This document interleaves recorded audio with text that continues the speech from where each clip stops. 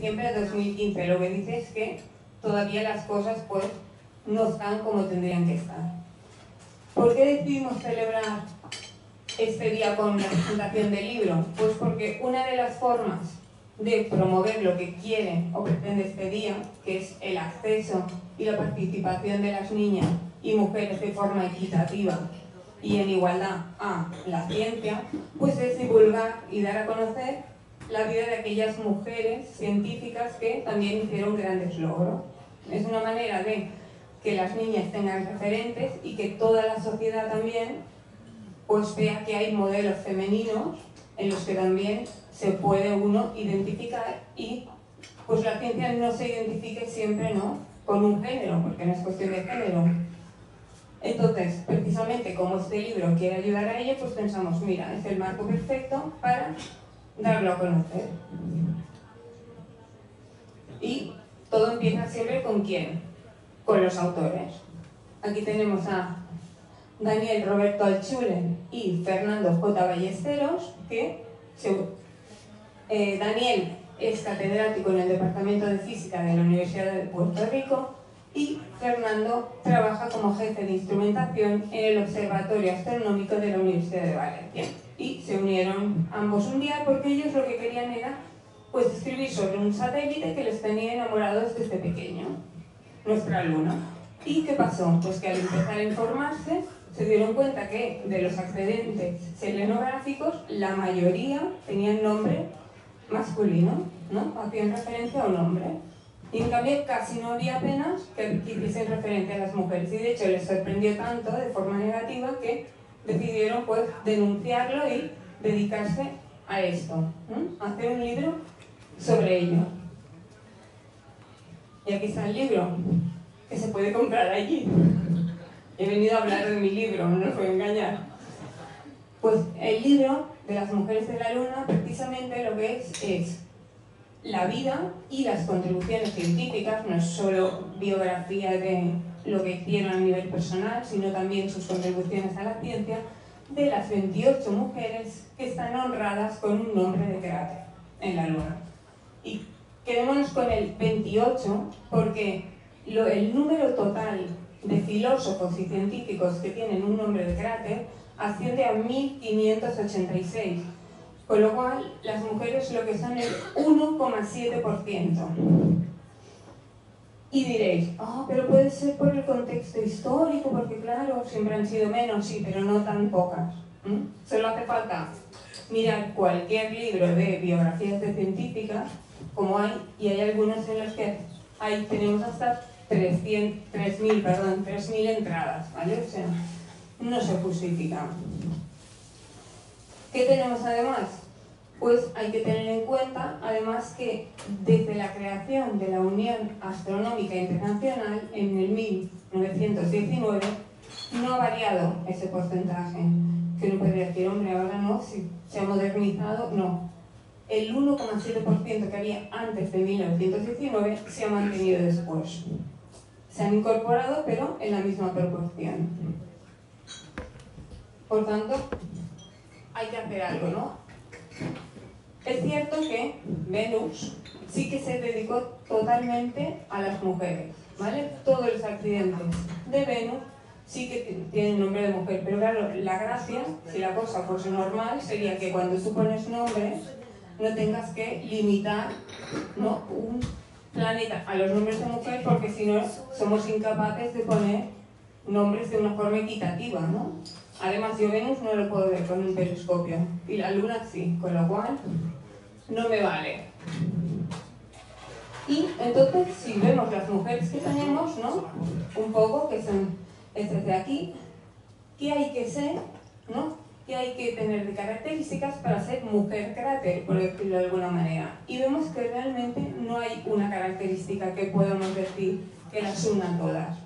Tenemos a dos que vienen de la antigüedad, que son Hipatia y Catalina, Santa Catalina, pero el libro, aquí no puedo hacer spoiler, igual, solo os diré que igual no son dos, ¿vale?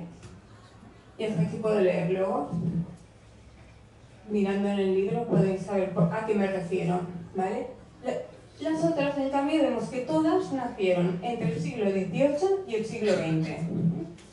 La mayoría son científicas, ¿vale? Y de ellas la mayoría astrónomas. Y las que no son astrónomas, diríamos que tienen un nivel superior de exigencia, ¿vale? Son monstruos de la ciencia como Madame Curie, Sofía Kovalevskaya, Emine, veremos después algunas de ellas.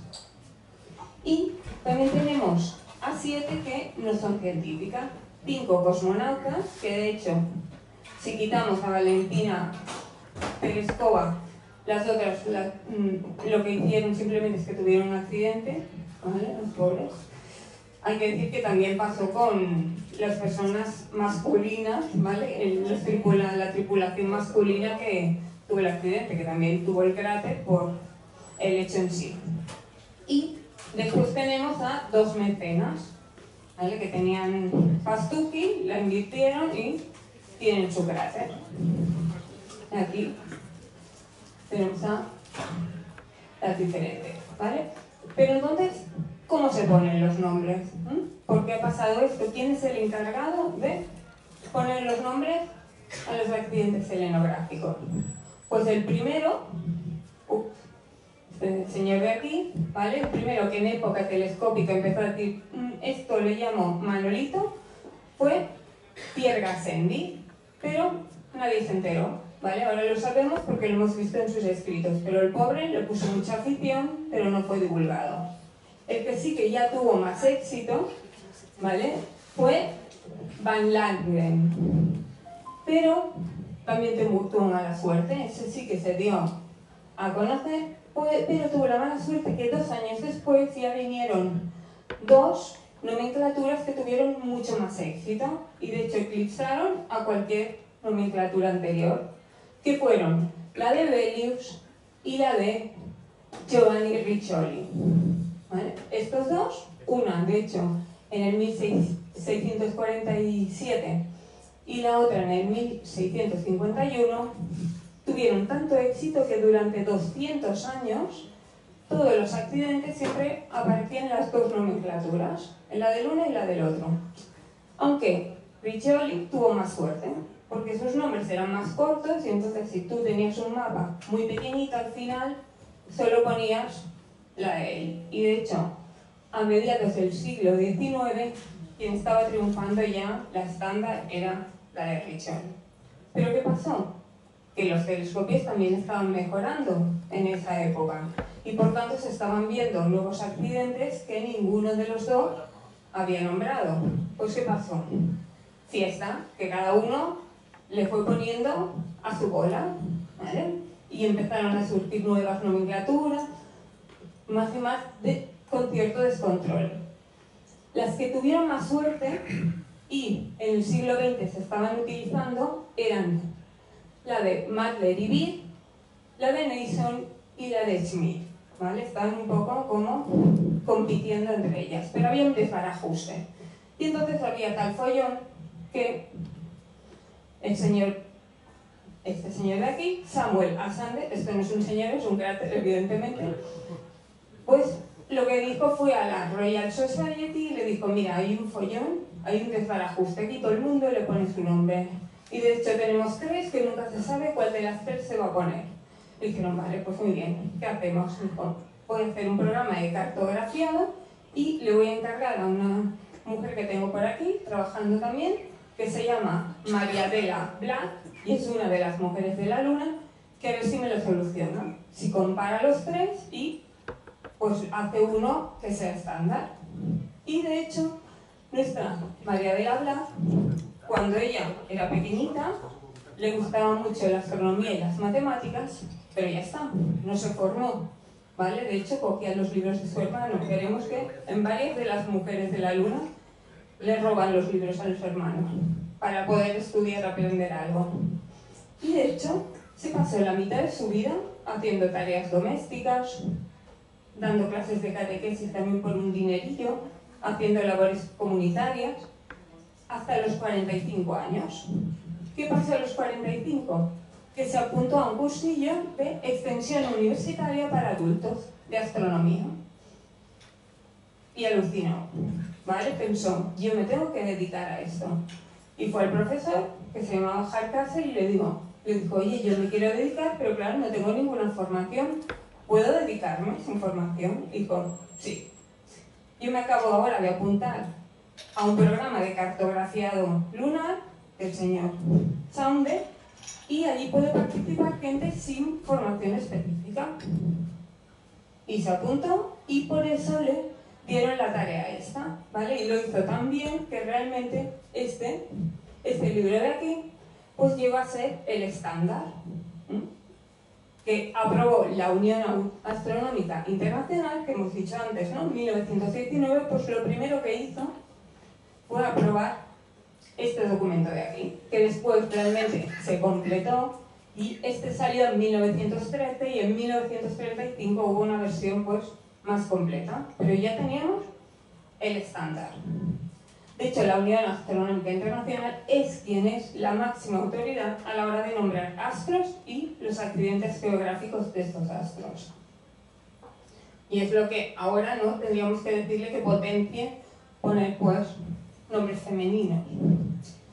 De hecho, los que dijeron la Unión Astronómica en 1961 dijo que solo se podían poner nombres de cráter a personas fallecidas y que fuesen científicos o astrónomos. Y el o yo no lo entiendo, porque para mí un astrónomo es un científico, pero bueno, si hubieran dicho científicos o ingenieros, bueno, pero o astrónomos, no lo entiendo.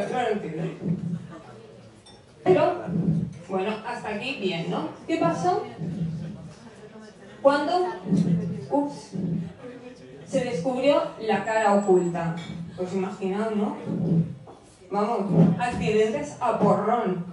¿Qué pasó? Reunión de la Unión Astronómica Internacional, los soviéticos se la creían muy suya.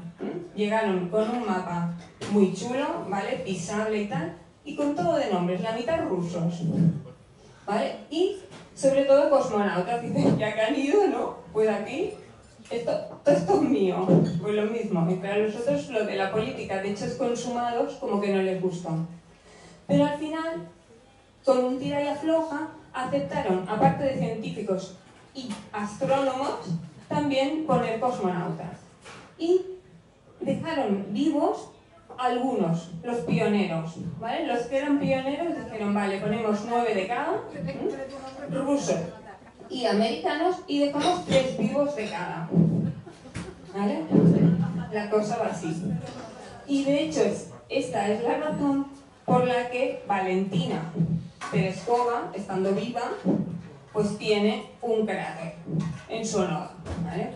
Que de hecho Valentina, pues también tiene una vida muy interesante, ¿no? Ella a los 2 años perdió a su padre en el frente en la Segunda Guerra Mundial, y de hecho no pudo ir a la escuela hasta los 10 años porque tenía que estar en casa porque su madre tenía que ir a trabajar.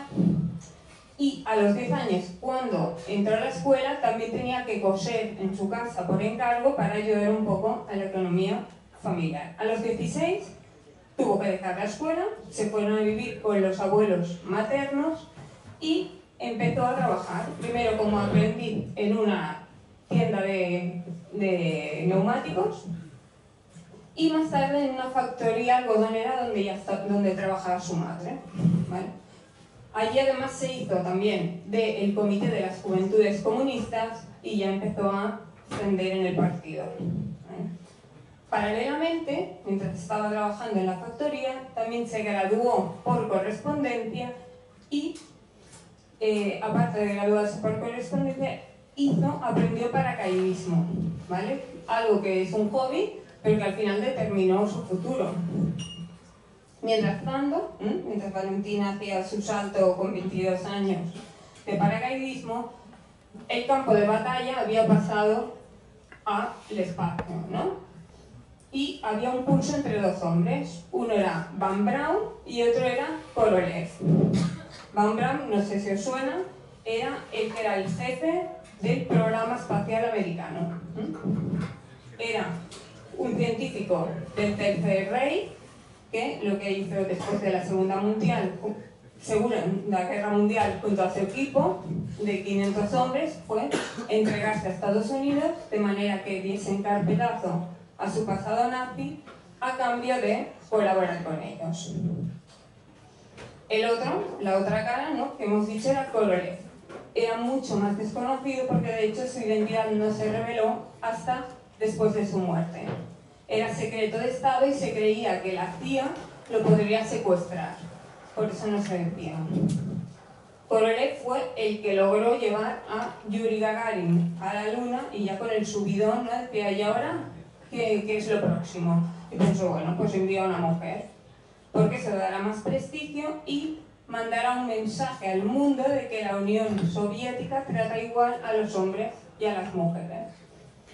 De hecho, no fue tan original, porque la madre de Valentina, el día de la proeza de Gagarin, le dijo, bueno, pues es que ahora se han llevado a un hombre a la Luna, la siguiente tiene que ser una mujer. Al espacio. Ah. Ningún ruso le conoce. ¿Vale? Tiene que ser a la mujer, ¿vale? Muy bien. Y Valentina estuvo de acuerdo, porque de hecho, al día siguiente se apuntó al programa de reclutamiento de una tripulación de cosmonautas femeninos que estaba dirigida por Korolev y estaba supervisada por el propio Yuri Gagarin. Ahí entró en juego que fuese paracaidista, porque claro, había muy pocos pilotos civiles y también pilotos militares mujeres, con lo cual las paracaidistas eran unas candidatas estupendas. Se presentaron 400 y fueron seleccionadas 5, 4 paracaidistas y 1 piloto civil. Sabemos que la elegida fue Valentina, que de hecho no era la mejor, ¿vale?, ni la más brillante, pero sí que era estupenda como instrumento de propaganda política, ¿vale? Las 5 fueron ascendidas a teniente de las Fuerzas Aéreas Soviéticas, eso sí. La misión que hizo, hay que decir que el día antes, cuando se iba para hacer la misión espacial, le dijo a su madre pues, que tenía una competición de paracaidismo. Pero cuando al día siguiente fue radiado y televisado por toda la Unión Soviética y varios países europeos, se vio y pensó, mira mi niña, ¿no? Le ha ido bien esto del paracaidismo. De hecho, la misión consistía en un acercamiento, mira, Sila, qué bonito, como el Día Internacional. Está todo pensado aquí. El encuentro eran 2 naves Vostok, ¿vale?, que las llamaban latas de conserva, de lo comodísimas que eran. Los astronautas tenían que estar, no podían estar ni sentados, tenían que estar semi-acostados y atados al asiento eyectable. Pues lo he dicho, en una iba Valentina y en la otra iba otro cosmonauta. Pensaron en un inicio en poner a 2 mujeres, pero luego vieron que era más interesante que fuese un hombre y una mujer, también para comparar fisiológicamente si había una respuesta diferente, ¿vale? Valentina fue y, aun estar súper cómoda, a las 24 horas dijo que, por favor, que ella quería añadir más, o sea, prolongar la misión, y llegó a estar 70 horas y 50 minutos dando 48 vueltas alrededor de nuestro planeta, ¿vale? Cuando llegó, hombre, a una fiesta, imaginaos, en la Unión Soviética, en la Plaza Roja de Moscú, le hicieron héroe de la Unión Soviética y le concedieron la Orden de Lenin, ¿no? Además, bueno, fue de bolos también, haciendo de feminismo en la Unión Soviética, y se casó con un cosmonauta, Nikolayev, y además tuvieron una hija, ¿vale?, Elena, con lo cual los médicos contentísimos, ¿no? Mira, es la primera niña que ha nacido de 2 personas que han ido al espacio. Pero bueno, luego se aburrieron cuando vieron que la niña era normal del todo, ya no tenía nada raro ni nada, pues ya la dejaron, ¿vale? Y mientras tanto, imaginaos, en Estados Unidos, pues rabiando, ¿no? Porque, claro, el bombazo que había pegado la Unión Soviética, pero, por desgracia, ¿vale?, para la URSS, Korolev se murió. Lo había pasado muy mal porque había estado en Siberia ascender y tener pues ya un cargo importante, y con él se fue lo de la tripulación femenina, ¿vale? Porque el próximo que quien sustituyó, lo del cuerpo de cosmonautas femenino, no lo acabó de gustar. De hecho, Valentina no volvió al espacio y ninguna de las que había estado con ella tampoco volvió. Tuvieron que esperarse 20 años a que otra mujer también volviese a volar al espacio, y también fue soviética, ¿vale? Svadlaya. Lo que pasa es que no fue sola. Valentina es la única mujer que ha ido sola al espacio todavía en la actualidad. De hecho, la pobre, la que fue con 2 cosmonautas, claro, hubo una coña porque pensaron que había habido folleteo en el espacio, pero luego, ¿verdad? Pero al final no, ¿vale? Pero bueno, ¿Cómo se sabe? y al final, Valentina, la pobre, ya digo, no fue. Entonces lo que hice fue piloto y investigadora. También estuvo en labores sociales, pero aún en el 50º aniversario de su vuelo, aún decía, ¿no?, que ella echaba mucho de menos ir al espacio y que le gustaría ir a Marte aunque solo fuese de ida, ¿vale? De hecho, la vida de ella, la de María de la Black, pues nos sirve también un poco para ver la sociedad, cómo ha evolucionado, ¿no?, las dificultades que tuvieron, y analizar las dificultades que todavía están hoy. Por eso tiene sentido, ¿vale?, hacerlo en el Día Internacional. De hecho, de la sociedad tenemos casos como el de Hipatia, que choca muchísimo porque, siendo la más antigua de todas, tenía mucha influencia en Alejandría.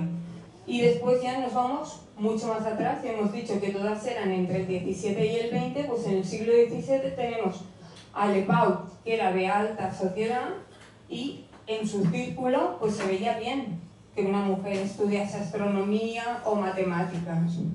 De hecho, ella fue muy famosa por poder determinar el paso del cometa Halley en 1759 con menos de un mes de error, ¿vale? De hecho, se la conocía como la sabia calculadora. También tenemos, en cambio, en este mismo siglo XVII, a la pobre Caroline Herschel, cuya madre pensaba que las mujeres no servían para nada más que para ser sirvienta, y de hecho fue gracias a su hermano, que la rescató y la llevó a trabajar con él, que hicieron ambos pues muchos progresos importantes en astronomía. También tenemos a el padre de María Mitchell, perdón, María Somersby. Son tantas mujeres que ya tengo, si las sueño y todo por la noche. Sí, hoy ya no, supongo, pero ya me dicen cosas. No, ya sí, estoy un poco enfermito.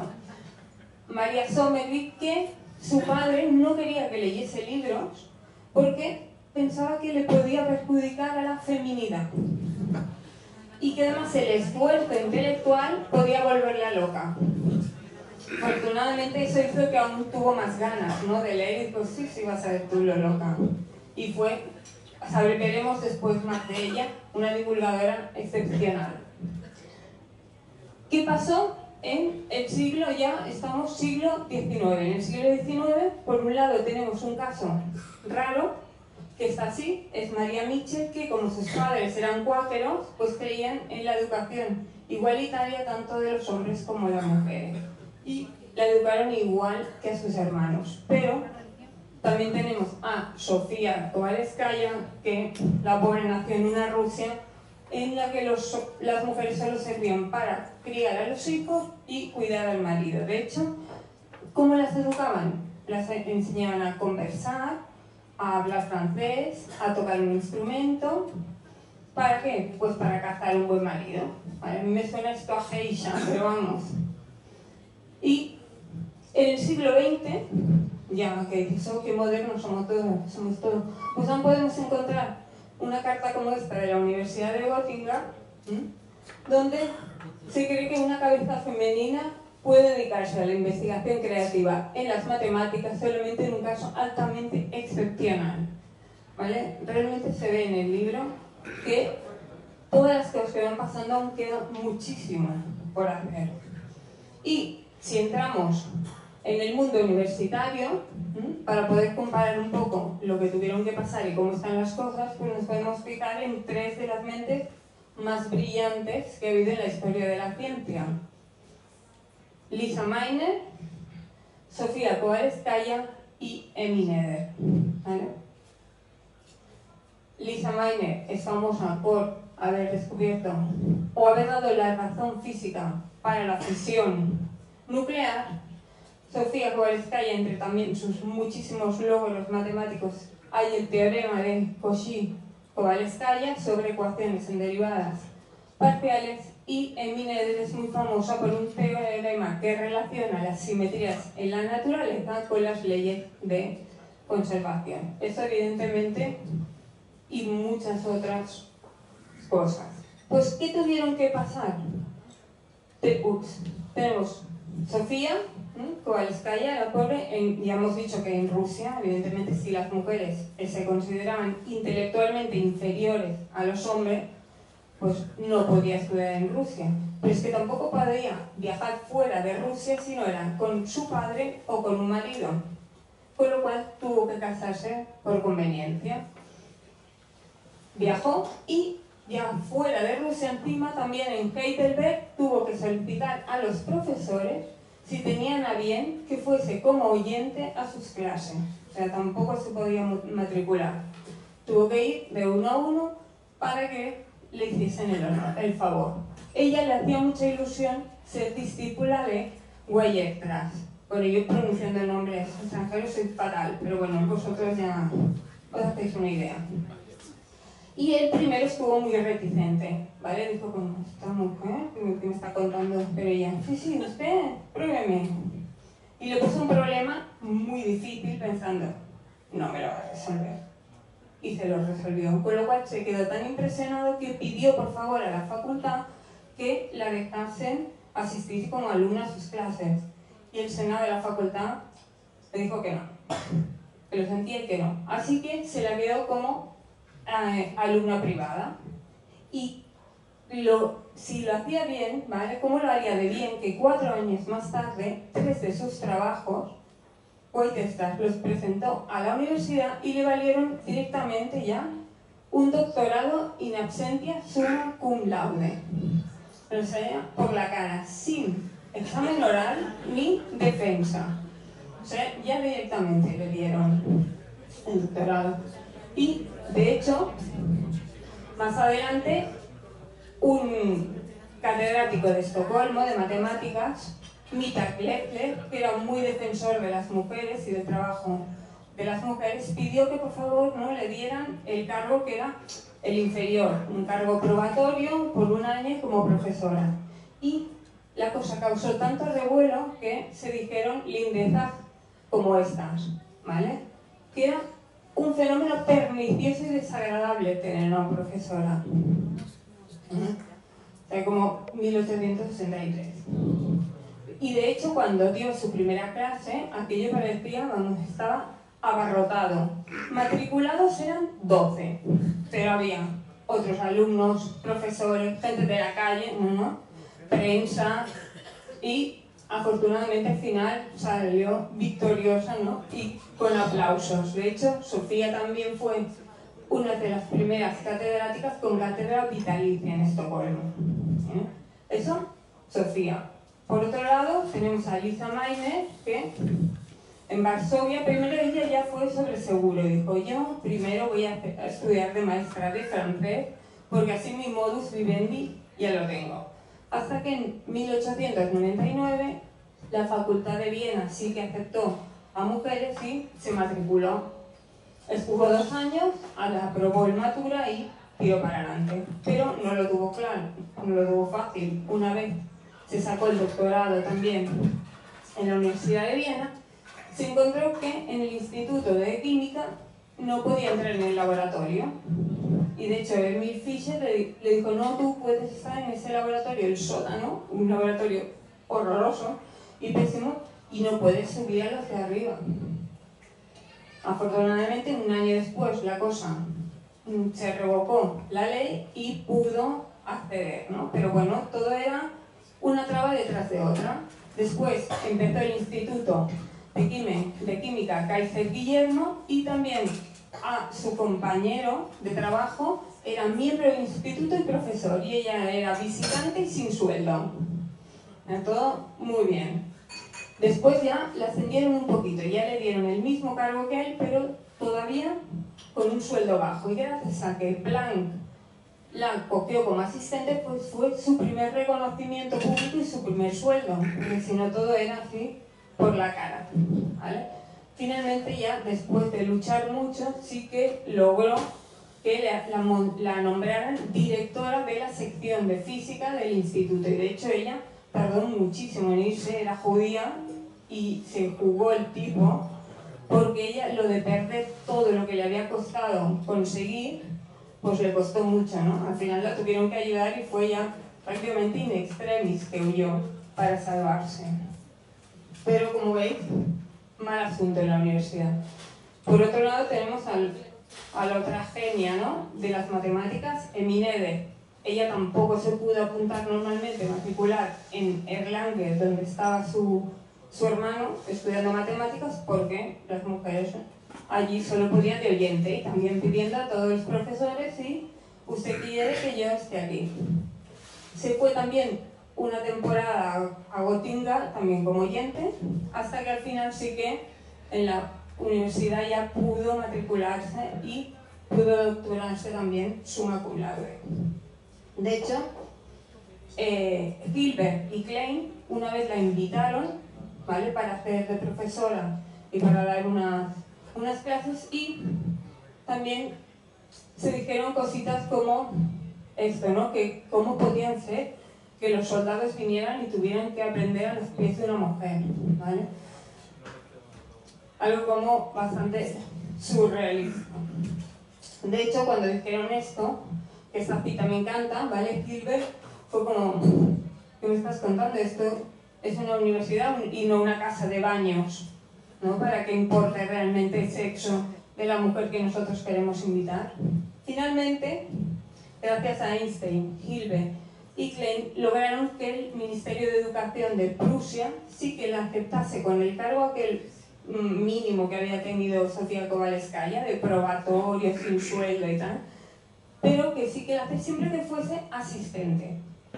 No diese las clases, sino que fuese la asistente de Hilbert, con lo cual se anunciaron las clases como una clase de Hilbert tal, con la asistente tal, pero daba las clases ella, ¿vale?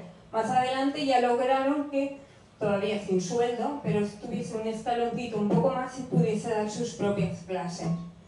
Pero realmente costó mucho, y siendo alguien tan brillante como era, que pudiese hacerlo.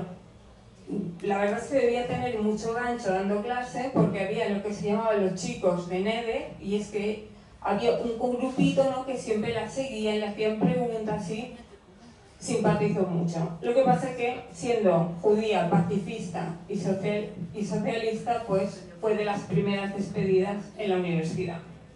Y gracias a la Rockefeller Foundation, a Weil y a Einstein, pues pudo ir a Pensilvania, ¿vale?, a un colegio de mujeres, de una universidad de mujeres, donde también hubo las chicas de Neder, ¿vale? Tenía mucho gancho dando clases. Y allí también iba a Princeton, ¿vale?, a Instituto de Estudios Avanzados, a dar clases de álgebra abstracta a alumnos como Einstein, Weil, ¿vale?, un cracks de las matemáticas, pero aún así pensaron que estaba desaprovechada y hubiesen querido que fuera más allá y diese a universitarios ya de último grado o más avanzados, pero desafortunadamente murió y ya no hubo razón. Y entonces lo que comentaba Alberto, ¿no?, esto es lo que teníamos antes. Ya vimos que les costó tanto entrar como progresar, pero es que ahora en la actualidad, sí es verdad que ahora ya pueden haber mujeres en la universidad, pero sigue habiendo muchas diferencias en cuanto a las carreras. También las carreras científicas seguimos viendo que son menos, ¿vale? Depende también mucho del país, aquí vemos que en Estados Unidos la ingeniería es poca, pero es que no estamos notando encima que se esté subiendo, ¿vale? En informática y ingeniería incluso se está haciendo progreso al revés, se está bajando, que no subiendo. Entonces aquí falla algo. Ya se ve que ya no puede ser que la inercia esté durando tanto, ¿vale? Por eso sí que hay que... a veces hay escepticismo respecto a la situación que se tiene o que no. Yo os lo confieso, yo, como he tenido suerte y en mi entorno no he sentido esta desigualdad, era más reacia hasta que realmente te pones a mirar números y te pones a mirar estudios que se han hecho y dices, es que aquí pasa algo, aquí se falla algo. Por eso es tan importante estos días de la mujer y la ciencia y que se hagan actividades. Y lo que ha dicho Alberto, todavía es más alucinante ver que conforme progresa la carrera científica, aunque haya más mujeres, después, a la hora de tener cargos de responsabilidad, son muchas menos. Entonces, esto es algo que se tiene que analizar y se tiene que hacer alguna cosa. Aparte, también tenemos otros efectos, hace falta que lo leáis, como el John Jennifer, de sesgos que realmente existen. Este estudio lo que hizo fue enviar 2 currículums idénticos, ¿vale? Con los mismos méritos, y solo cambiaba una cosa, el sexo de la persona que había hecho esos méritos, ¿vale? Uno era Jan y otro Jennifer, y se envió a 400 profesores y profesoras de las 7 universidades más importantes de Estados Unidos. Bueno, pues al final se vio que tanto ellos como ellas daban más recursos, más reconocimiento y mayor salario a John que a Jennifer. Y estamos en 2012, ¿vale? De hecho, en el libro se ve muchos casos, ya hemos visto algunos, ¿no? Como el de Lisa Miner, de visitantes sin sueldo, de pues salarios más bajos en las mujeres que los hombres. Y otro caso es el de las computadoras de Harvard, que trabajaron en el observatorio de Harvard para Edward Charles Pickering, que haciendo, pues clasificando espectros y también analizando la posición e intensidad de las estrellas en las placas. Un currazo impresionante. ¿Qué pasaba con los salarios? Pues tenemos, por ejemplo, las palabras de una de las primeras computadoras, Williamina Fleming, ¿vale? Ya estamos por 1900, que ella tenía que pues mantener a su familia y no entendía cómo podía estar cobrando $1.500 respecto a los 2.500 que estaban cobrando ellos haciendo lo mismo o menos. De hecho, la vida de Williamina es muy curiosa. Ella nació en Escocia, ¿vale? Y hasta los 10 años sí que quería ser aprendiz de...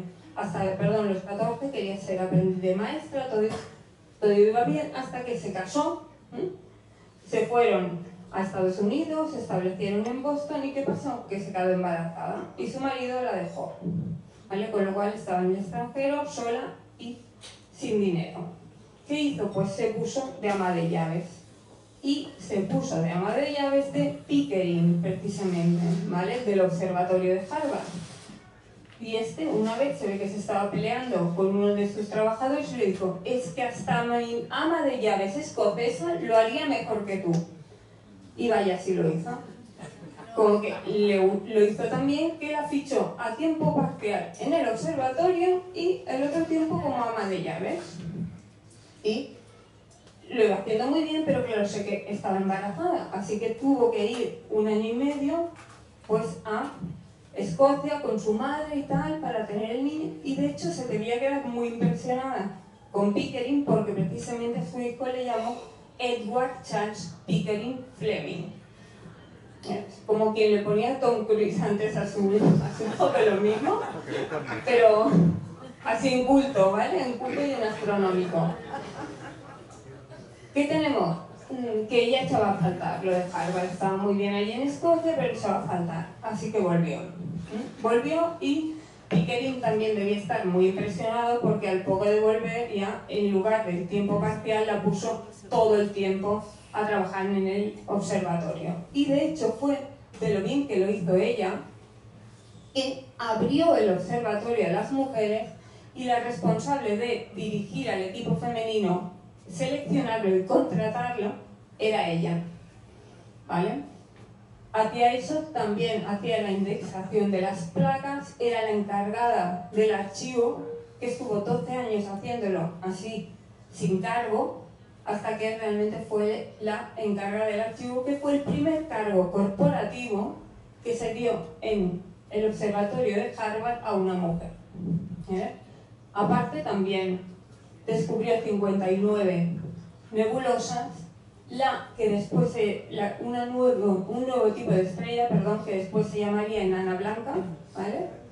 Y también 10 novas. O sea que realmente la mujer dio mucho de sí. También, aparte de la cuestión del salario que hemos visto, hay otro efecto, que es el efecto Matilda. ¿Vale? El efecto Matilda lo que te dice es la invisibilización que se hace muchas veces al trabajo femenino. ¿Vale? Matilda, simplemente este efecto también se aplicaba respecto a un famoso y una persona no famosa, ¿no? Si tú recibas un mismo trabajo de alguien que es famoso y alguien que no, tiendes a darle más importancia si esa persona es conocida. Pues pasa lo mismo entre hombre y mujer. Un caso es los premios Nobel, ¿no? Que tanto hemos dicho. Tenemos que de los 907 premios Nobel se han dado solo 48 mujeres. Hay 2 mujeres que sí que tienen premios Nobel, de las mujeres de la luna. Una es Madame Curie. Tampoco me he extendido mucho en Madame Curie porque ya Adela Muñoz dio una charla estupenda aquí, que todos podéis ver también en el canal de el Boulevard. Pero ya lo sabemos, ¿no? Madame Curie ganó 2 premios Nobel, uno por los descubrimientos de la radiactividad junto a Pierre, su marido, y Becquerel, y de hecho no le iban a dar el Nobel. Pero Mita Gletter, el que ayudó a Sofía Kovalevskaya, se chivó y le dijo: oye Pierre, que a Marie no se lo van a dar. Y entonces él pilló un rebote y dijo: pues a ella no se lo dan, a mí tampoco. Y al final se lo dieron. Y después, en 1911, ganó un segundo premio en solitario por el descubrimiento del radio y el polonio y el aislamiento del radio. Gertrude Radcliffe Corey ganó también un premio, fue el primer premio en medicina por la conversión catalítica del glucógeno. ¿Vale? Ella fue la tercera en recibirlo, un premio Nobel. Marie la primera. La segunda fue la hija de Madame Curie, Irene Joliot-Curie, que no tiene cráter en la Luna, si bien su marido sí. ¿Vale? Hay un cráter que es el cráter Joliot-Curie, pero es de Pierre, no de Irene Joliot-Curie.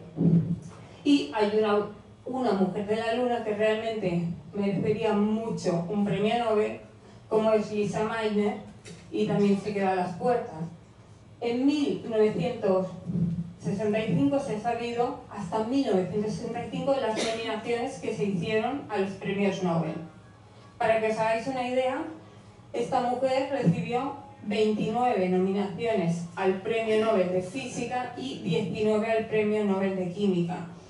Que no es porque yo diga, es que me cae bien y se lo merecía, no, es que se lo merecía y se quedó sin premio.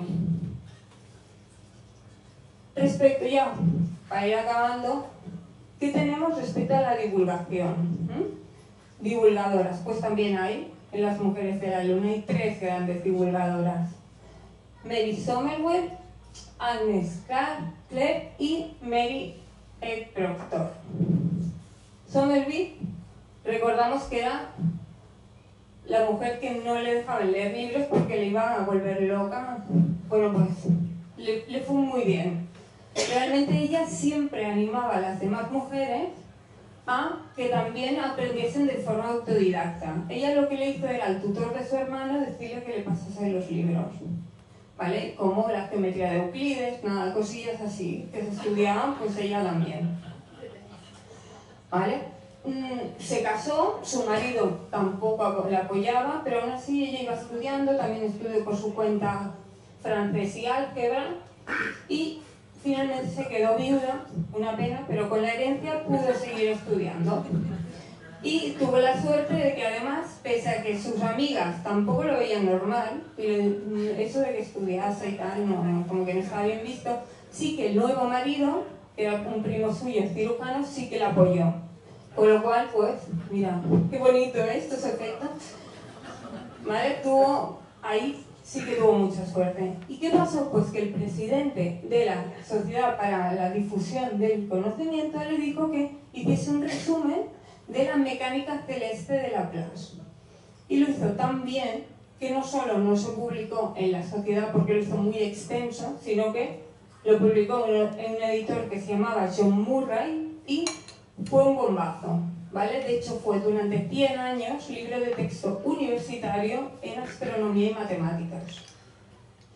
Además, pocos años después, esto fue en el 81 y unos años después hizo un segundo libro que aún tuvo más éxito que el primero, con lo cual realmente ya la consolidó como una de las grandes divulgadoras de astronomía. La siguiente, Agnes Clerc, la verdad es que también fue una sucesora, ¿no? Digna se la considera de astronomía de Somerville. Era de una familia bien, ¿vale? Su padre les había enseñado latín, griego, pero también matemáticas y ciencias. Ella había estudiado historia de la ciencia en Italia, todo con mucho glamour.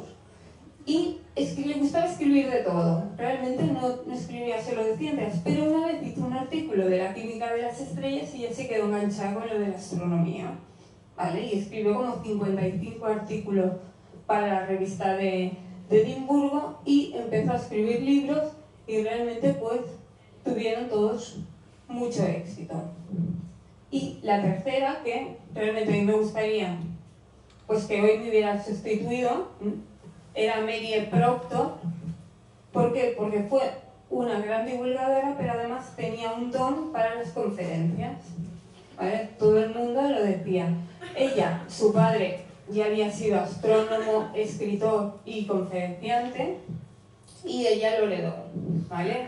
Es decir, trabajaba con su padre tenía una biblioteca y ella también trabajaba con él, hizo una revista, se llama Knowledge, y ella también lo ayudaba, con lo cual eso, ¿vale? Le fue pues, dando el gusanillo. De hecho, ella era la editora de astronomía del New York Times, y dio más de 1000 conferencias, incluso daba clases de canto para poder dar bien las conferencias. Por eso, si hubiera venido, ¿ves? Primero tenía que estar viva, es una pena, pero porque si no hubiera sido un rollo raro. Pero tenía que haber venido. Bueno, hay que decir que su primer libro además fue para jóvenes. Fue Stories of Starland y era para niños. Y también pues tuvo muy buena acogida. Para que veáis el éxito que tenía en sus conferencias, ¿no? Pues una reseña de sus conferencias realmente parecía que todo el mundo cuando hablaba pues tenía muchísimo éxito, ¿no? Y no solo eso, también fue un poco en contra de las maguferías, porque siempre las ha habido. Y cuando pasó el cometa Halley, Flammarion dijo que seguramente como había cianógeno, cuando pasase el cometa nos moriríamos todos. Y eso ha visto que no, porque estamos ahí, sería una pena no haber podido disfrutar de esta conferencia. Entonces, ella hizo un artículo en el que ponía que el temor al cometa es imprudente y perjudicial. Y entre las cositas que decía, hablaba, pues, que evidentemente no, que era una pena que ahora aún si hubiesen hombres afectados por la superstición y la ignorancia, cosa que se podría aplicar aun cuando vemos algunas cosas hoy en día, ¿no? Y nada, realmente con esta reflexión se cerraría el capítulo de las divulgadoras y en la actualidad suelo decir que pues sería mejor que hubiesen más divulgadoras. Es verdad que estamos más o menos en un 20%, pero ¿por qué? ¿No? Porque científicas sí que tiene sentido, pero divulgadoras, ¿por qué es importante? Pues porque en el fondo también hacen de interlocutor entre la ciencia y la sociedad. Si siempre vemos hombres que salen en charlas o hombres que salen en la televisión hablando de ciencia, habrá parte de la sociedad que pensará que solo le estoy recibiendo estos inputs por parte de hombres.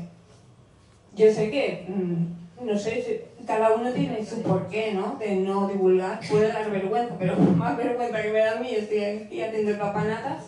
O sea que simplemente animaros porque vale la pena y porque también es importante. Yo era escéptica al principio en esto. Ya os lo he dicho y decía, no es tan importante. Yo quiero como una persona, ¿no? Porque yo tengo que hacer un esfuerzo más por ser mujer y divulgar. Pues igual, porque si van unas niñas y unos niños a ver charlas y ven un hombre y otro, igual les es difícil entender que realmente no es una cuestión de género. O sea que sí, hasta que las cosas no estén normalizadas, sí que vale la pena hacer un esfuerzo extra y sí que vale la pena decir, sí, salgo como divulgadora y también porque sí, como mujer, para que toda la sociedad de una vez entienda que la ciencia no es una cuestión de género. Y hasta aquí.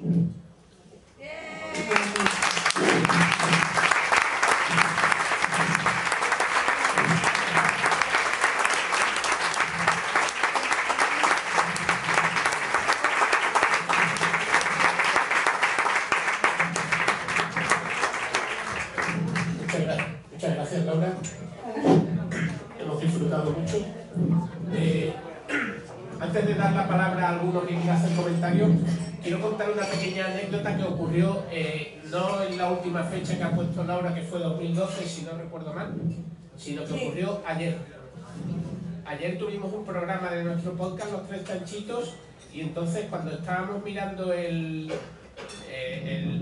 propio podcast, vimos el siguiente dato, que de una de las mujeres que íbamos a hablar, premio Nobel, ella, bueno, premio Nobel, hizo unos descubrimientos en los años 50,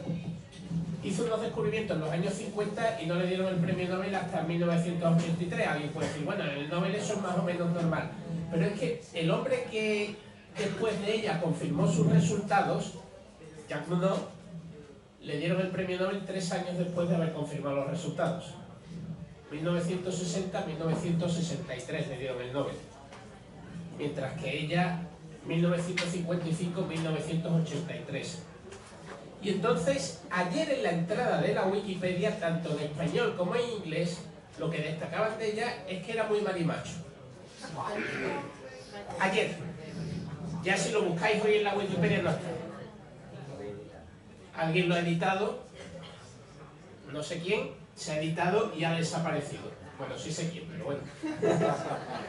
Quiero decir, de un científico no va a destacar que es afeminado. Va a decir su labor como científico, pero que de una mujer una de las cosas que se destaque en el preámbulo de la Wikipedia de su entrada, me refiero a Bárbara McCoy, es que era muy marimacho, no deja de ser llamativo. Y ahora ya paso la palabra a algunos. Carlos. Hola, muchas gracias. Hola. Muchas gracias por la charla y ha sido muy interesante poder saber todas estas mujeres que participaron en el proceso y sobre todo muy importante lo que tú dices, ¿no? Me parece muy importante que muchas niñas tengan como modelo a científicas y divulgadoras, ¿no? Sí. ¿No se oye? Hola. ¿O cómo le doy caña? Hola. Hola. ¿Escucha? Hola. ¿Qué pasa? ¿Escucháis? Que, vale, aparte de darte la clase, bueno, un comentario muy corto, si me permite. Yo a Lisa Meitner le daría hasta el premio Nobel de la Paz, porque según se cuenta fue la que se chivó en la conferencia de Copenhague que los alemanes, los nazis estaban intentando cerrar la bomba atómica. Bueno, y además a ella le ofrecieron participar en el proyecto Manhattan y ella dijo que no, ¿vale? Porque dijo que su descubrimiento, ella nunca había pensado en la bomba atómica y de hecho estaba con su sobrino cuando pasó lo de Hiroshima y se quedó como diciendo, ostras, al final lo ha pasado, ¿no? Las cosas de la vida, cuando fue a Estados Unidos, ¿vale? También ya como una persona importante, la vendían como la madre de la bomba atómica. alguien que encima, ¿sabes? No había participado, ellos lo hacían como muy bien, ¿no? Hombre, ese proceso de fisión es el que después da, tú eres la madre. Claro, ella se quedó alucinada y de hecho en su lápida, su sobrino, ¿vale? Precisamente pone Lisa Meitner, la física que nunca perdió su humanidad. Qué guay. Es la pregunta, perdón, no quiero pasar, ¿vale? Son dos preguntas cortas y están relacionadas una con otra. Primera, ¿hay algún cráter, porque ya son científicas o astrónomas, de Rosalind Franklin? No. Segunda, hay dos cráteres de mujeres que eran mecenas, ¿no? de la Sí. ciencia. ¿No te parece que eso puede ser una concesión en lugar de utilizar auténticas científicas como Rosalind Franklin? ¿Por qué? Porque podríamos utilizar Bueno, un lo que pasa cráter es, de sí, Walt Disney o de Bill Gates. Sí, no, porque realmente gracias a su contribución sí que se hicieron importantes descubrimientos. Sí que es verdad que no dejó de ser, ¿vale?, una aportación económica, pero bueno, ellas nunca lo pudieron, el nombre de cráter, y sí que también se agradece que alguien ponga dinero para hacer investigación y realmente desembolsaron mucho. De hecho, una de ellas también creó una medalla que todavía ahora se reconocen méritos astronómicos, ¿vale?, que tiene mucho prestigio, que es la medalla Bruce. ¿Vale? Sí, hombre, a ver, es que lo bueno sería que no tienen por qué cambiar una cosa por otra, ¿sabes? Si estas también contribuyen con su fortuna a la ciencia, que estuvieran ellas dos, y además sí que se premiase a otras científicas como Rosalind Franklin, por ejemplo, y muchas otras que aquí hay muchas ausentes. Seguro que a todos nosotros se nos ocurren científicas, ¿vale?, para poner nombre de cráter. Y gracias. Bueno, yo sí que tengo una duda. No se interprete esto como una crítica, pero voy a dar un dato. Debe haber algún tipo de presión social o de... no sé cómo llamarlo exactamente, pero voy a contar mi experiencia personal, que creo que de alguna forma también Josdown ha compartido una experiencia similar. Llevo 4 años organizando esto, junto con el resto de la gente, pero digamos que suelo hacer de enlace para preguntarle a que quieran dar charla y demás. El 60% de las mujeres a las que le pregunto me dicen que no. Y en la proporción de los hombres, básicamente el 0%, me dicen que no. Y ese dato se repite en muchas circunstancias distintas. Ya no estoy hablando de la propia sociedad, no solo se repite en ciencia, o sea, Josdown publicó una vez que por poco los decapitan a todos, y a lo mejor hubiera estado bien que lo hubiera que exactamente el mismo dato con respecto a las entrevistas que solicitaban. O colaboración. Te pedimos colaboración. No, yo no sé cuánto. La proporción de mujeres. Y he dicho un 60%, los que me dicen que no, por ser optimista, ¿no? Que puede que sea más. Entonces no sé si tienes algún comentario o se te ocurre por qué puede ocurrir esto y cómo deberíamos cambiarlo. Si es que deberíamos cambiarlo, que creo que sí. Oye, que deberíamos cambiarlo está claro, ¿vale? Porque tú misma Sí. es fantástica conferenciante, me ha costado trabajo convencerte. No, además, a mí me cuesta y además que voy hasta aquí de trabajo. También es cierto que si somos menos, tienes muchas veces peticiones que no puedes decir que sí. Por eso la gracia es que seamos más, porque si no llega un momento en que uno, a la misma persona, te pide en tantos sitios que no tienes tiempo. Tampoco sé si a nivel social realmente la cosa está equitativa, ¿sabes? Porque yo conozco gente de mi edad que no tendría por qué ser y que tienen niños y que reconocen que ellas están haciendo más esfuerzo que ellos. Entonces son muchos factores, pero que se tendría que hablar y se tendría que normalizar, sí, porque es muy importante. Más preguntas, comentarios, no tan impertinentes como el último. Bueno, yo creo que de verdad que nos ha encantado y que desde luego esperamos en un futuro que vuelvas a otras charlas aquí.